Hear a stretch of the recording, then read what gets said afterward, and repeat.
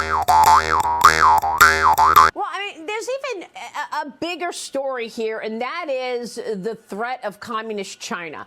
We know that the CCP wants to be the #1 superpower overtaking America. We know that CCP-tied officials sent tens of millions of dollars to the Biden family. All that's out in the open. It's on the Biden laptop. Now we've got Attorney General Merrick Garland confirming that there will be a third batch of classified documents investigated because they were found, this time, in Biden's Delaware home. Okay? And Joe Biden is admitting that, oh, yeah, they were in my garage, but my garage is locked up because it's near my Corvette.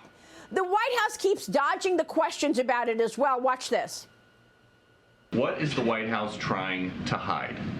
Nothing. Someone gave the president a statement to read on Tuesday that was incomplete at best, misleading at worst.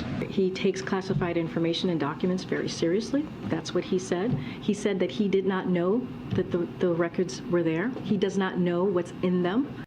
A couple things for the American people. These documents have been in the possession of Joe Biden for years, which means that he had them when he took them when he was leaving the office of the Vice President of the United States. Ladies and gentlemen, the Vice President of the United States has the same ability to declassify information as you or I, meaning he has none.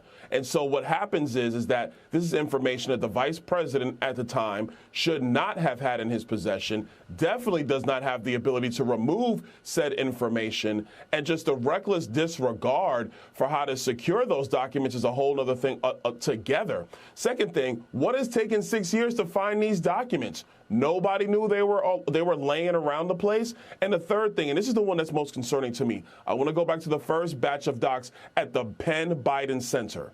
That Penn Biden Center, we have come to learn, has been funded in some respects by money from China. Joe Biden, when he was a private citizen after the vice presidency, was taking a salary from the Penn Biden Center.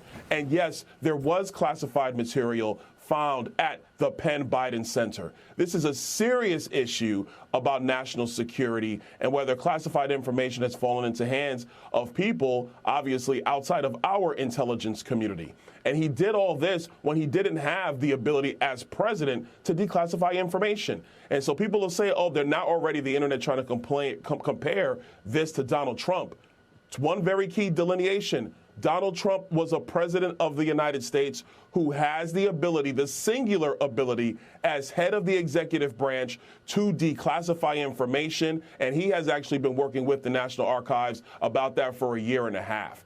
We have a serious problem with elements of our government choosing when and how to use all of their tools, namely raids, to suit their purposes. There was no need to raid Mar-a-Lago, especially in light of now the third batch of documents that have been found in the possession of Joe Biden from before his time as president of the United States. Yeah, well, let's not forget that they knew all of this before the midterm elections, and once again, they sat on it. So you've got the FBI sitting on the Hunter Biden laptop. You got the DOJ sitting on the additional documents, classified documents found in Biden's possession right before the election. This is all election interference, and we don't know if the Chinese Communist Party had access to any of these documents sitting in his quote-unquote locked garage with his Corvette.